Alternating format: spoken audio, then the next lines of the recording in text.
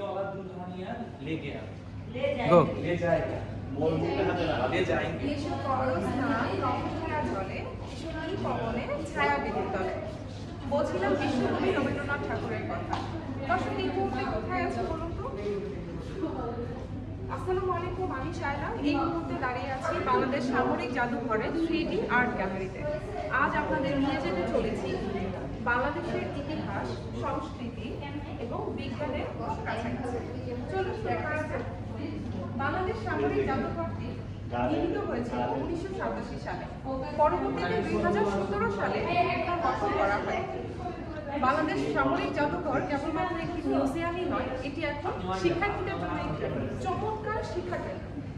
এইখানে আপনি ইতিহাসের খুব কাছাকাছি যাওয়ার জন্য যতটুকু তথ্য প্রয়োজন ঠিক ততটুকু। এখানে আপনি বাংলাদেশের স্বনামধন্য এবং প্রতিভাবান শিল্পীদের আর্ট শিল্প প্রদর্শনী এখানে প্রদর্শিত হয়েছে। চলুন আপনাদেরকে কয়েকটি শিল্প প্রদর্শনী দেখানো যায়।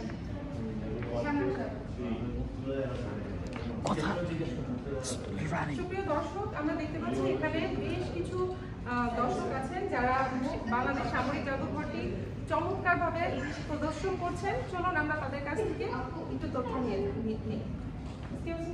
আপু, আপনার সাথে একটু কথা বলতে পারি? আমি টিভি চ্যানেল থেকে আসছি।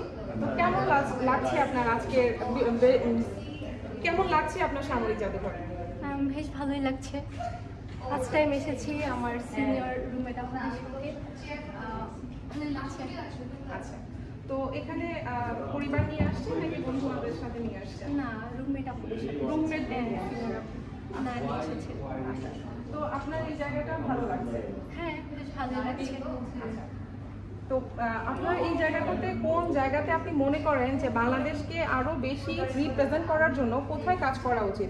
আপনার এই বেসামরিক জাদুঘরে এসে কোন জায়গাটা সংস্কার করার প্রয়োজন আপনি মনে করছেন?